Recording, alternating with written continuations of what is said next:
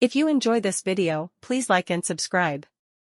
The story of how President Truman was targeted for assassination. Assassins' bullets have claimed the lives of 4 United States presidents, and several other presidents survived attempts on their lives. It is not widely known, but Harry Truman was the target of such a conspiracy. 13 years before the Kennedy assassination, on November 1, 1950, 2 Puerto Rican nationalists attempted to take the president's life. And President Truman's Missouri-bred show-me instinct might have gotten him killed. The buck certainly would have stopped there. The day before the attempt, Oscar Collazo and Grazielio Torrezola boarded a train to Washington from the Bronx in New York. They carried with them 2 pistols and the goal of bringing national attention to the cause of the Puerto Rican Nationalist Party, PRNP.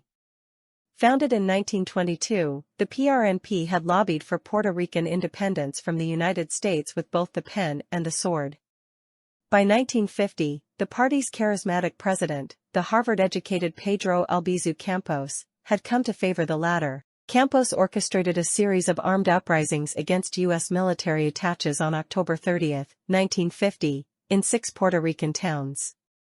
The nationalist assault culminated with the attempted assassination of Harry Truman by Collazo and Torrezola, both activists in the New York chapter of the party. Torrezola, an experienced gunman, acquired a P-38 and a German Luger for their infamous labor.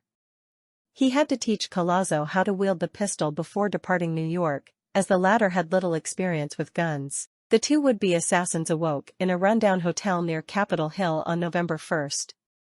They donned their new chalk-striped suits, stuffed the pistols into their waistbands, and did what any first-time visitors to D.C. do: they went sightseeing. After spending the morning touring the U.S. Capitol building and its environs, Collazo and Torrezola hailed a taxi and told the cabbie to take them to the president's residence at the White House.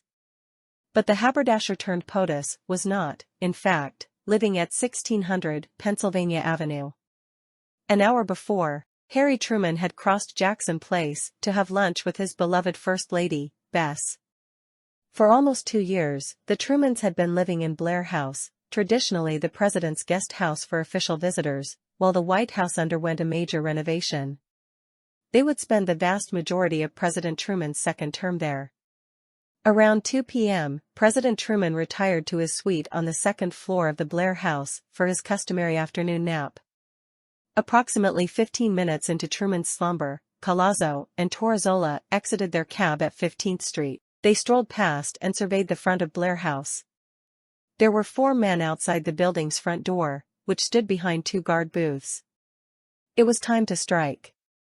Collazo, a well-known bibliophile and family man, and not much of a shot, sneaked up behind White House police officer Donald Birdsell and pulled the trigger.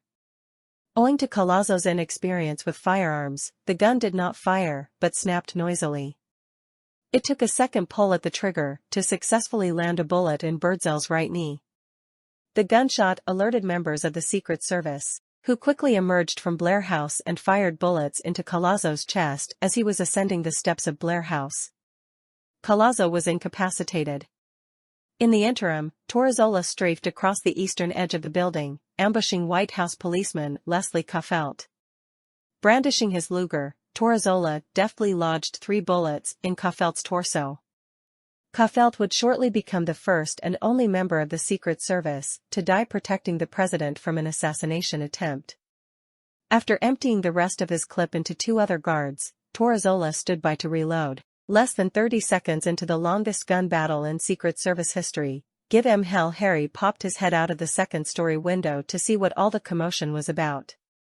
Had members of the Secret Service not promptly yelled at him to get down, he complied, or had Torrezola not been reloading at this precise moment, the president may have met an early end. The mortally wounded Caffelt was not yet out of commission. With a final burst of energy, he leveled his pistol at Torresola's temple and squeezed. The failed assassin was killed instantly, and the plot to kill Truman was thwarted. Caffelt would go down in Secret Service history as a hero. The entire exchange lasted for less than 1 minute, but this episode would have lasting ramifications for presidential security procedure. In 1951, in the wake of the assassination attempt, Congress passed legislation that increased the purview of the Secret Service's protection to include the president, his family, the president-elect, and the vice president. The attempt on Truman's life was the event that created the modern Secret Service as we know it today.